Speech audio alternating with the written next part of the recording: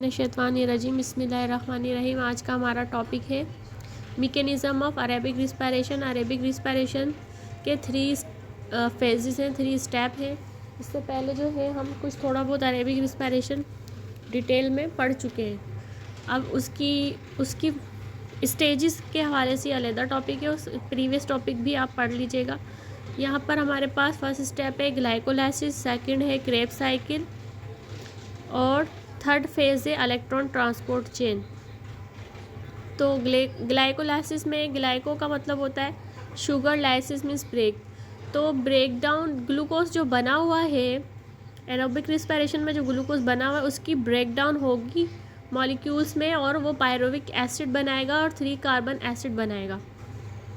ठीक है, यहाँ पर आप देखें ये ग्लूकोज जो है क्या कर रहा है, ग्लूकोज डिकम्पोज होके 2 पायरोविक एसिड बनाएगा। और ये सारा प्रोसेस हो कहाँ रहा है कि पहले ये वाला प्रोसेस तो सारा हमारे पास साइटोप्लाज्म में हो गया था, प्रोसेस पहले साइटोप्लाज्म में हो गया था। उसके बाद जो है पायरोविक एसिड जो है कहाँ बन रहा था, ग्लूकोज में, उसमें माइटोकॉन्ड्रिया में बन रहा था, 2 पायरोविक एसिड बन रहे थे।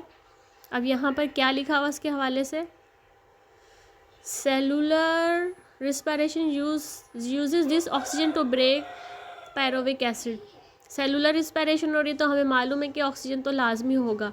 तो यहाँ पर पायरोविक एसिड जो है वो ब्रेक होगा, ब्रेक होके फिर क्या कर रहा है, ड्यूरिंग क्रेब साइकिल सम एटीपी प्रोड्यूस। अच्छा, एरोबिक रिस्पायरेशन में हमारे पास एटीपी बहुत ज़्यादा बनती है, सही। तो क्रेब साइकिल में भी हमारे पास एटीपी प्रोड्यूस होगी और सम कार्बन डाइऑक्साइड कार्बन एंजाइम बनेंगे, मतलब कुछ यहाँ पर कार्बन एंजाइम बनेंगे, COA एंजाइम। यहाँ पर हमारे पास क्या है, COA एंजाइम बनेंगे यहाँ पर जब सिट्रिक एसिड बन रहा है। अब यहाँ पर और यहाँ पर जो ये जो NADPH कोएंजाइम तो बन रहे हैं, लेकिन साथ के साथ जो है यहाँ पर NADP एंड FAD जो है ये रिड्यूस होंगे और क्या बनाएंगे, NADPH एंड FADH।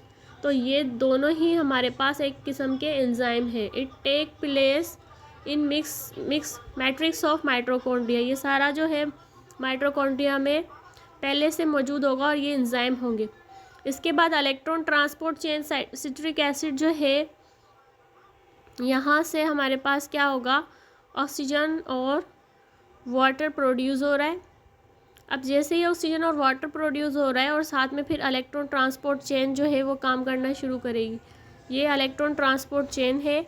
यहाँ पर भी सिट्रिक एसिड भी कार्बन डाइऑक्साइड प्रोड्यूस कर रहा था और साथ के साथ ऑक्सीजन और वाटर मॉलिक्यूल। अब इलेक्ट्रॉन ट्रांसपोर्ट की बात हो रही है तो हमारे पास जो है इलेक्ट्रॉन ट्रांसपोर्ट में चेन में क्या हो रहा है, the last stage of aerobic respiration in which NADH nicotine amide dinucleotide and FADH flavin amide adenosine dinucleotide are oxidise to produce ATP and water. अच्छा जी, ये ATP और वाटर प्रोड्यूस करेंगे और ख़ुद को क्या कर लेंगे, इलेक्ट्रॉन ट्रांसपोर्ट चेन में ये ऑक्सीडाइज कर लेंगे, यहाँ पर इलेक्ट्रॉन लॉस करेंगे। It take place cristae of mitochondria. Mitochondria का एक पार्ट है क्रिस्टाई, माइटोकॉन्ड्रिया का अलग टॉपिक है, वो आप देख लीजिएगा, सही। तो यहाँ पर इलेक्ट्रॉन चेन जो है यहाँ से भी हमारे पास 4 ATP प्रोड्यूस कर रही है। यहाँ पर ग्लाइकोलाइसिस में 2 ATP, सिट्रिक एसिड में भी 2 ATP और यहाँ पर 4 ATP इलेक्ट्रॉन ट्रांसपोर्ट चेन में प्रोड्यूस हो रहे हैं।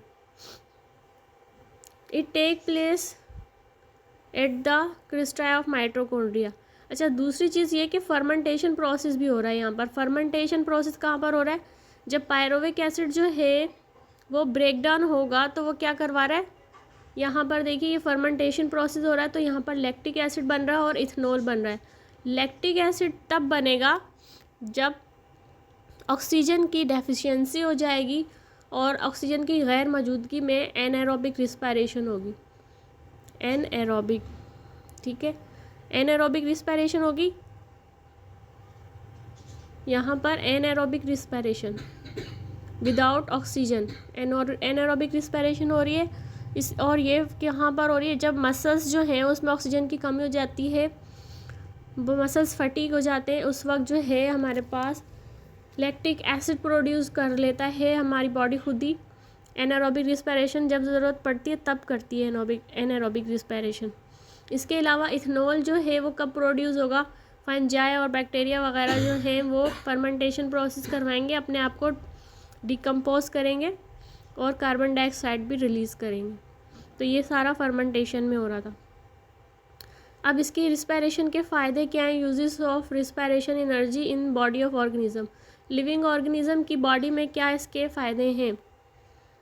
सिंथेसिस ऑफ मॉलिक्यूल, मॉलिक्यूल की फॉर्मेशन हो रही है, सेल डिवीजन हो रही है, cell division formation of large molecule like DNA protein. ठीक है, सेल डिवीजन में डीएनए प्रोटीन का बहुत इंपॉर्टेंट रोल है, जो रिक्वायरमेंट है किसकी, क्रोमोसोम्स की, और जहाँ पर एनर्जी की नीड होगी। Growth without cell division, without cell division growth करवाने के लिए क्या होगा, enlargement growth is not possible, बड़ी ग्रोथ नहीं हो पाती। एंड बहुत require formation of molecule which require energy.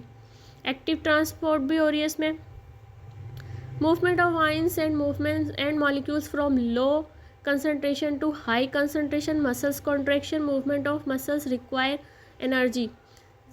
हमें मालूम है कि तमाम लिविंग थिंग्स को एनर्जी की नीड होती है, तो नीड उसके तमाम सेल को भी नीड होती है, तो प्रोड्यूस करते हैं हमारे पास कुछ एनर्जी प्रोड्यूस करेंगे मसल्स को जितनी नीड होगी, which is produce from chemical energy. Chemical energy से प्रोड्यूस करेंगे, वो फिर केमिकल एनर्जी काइनेटिक एनर्जी में ख़ुद को चेंज करेगी। और एनर्जी जो है हमेशा एक फॉर्म से दूसरी फॉर्म में अपने आप को चेंज करती रहती है।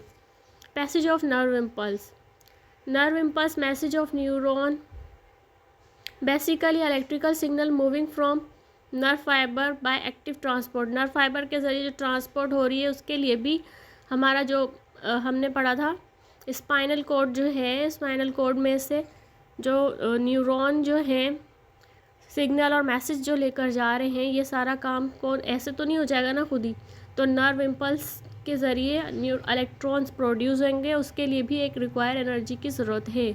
Maintenance of body temperature, body temperature को भी मेंटेन करती है। Higher animals body temperature is maintain at constant level, constant level पर मेंटेन करती है, और in higher level this transpiration maintains require energy of transpiration.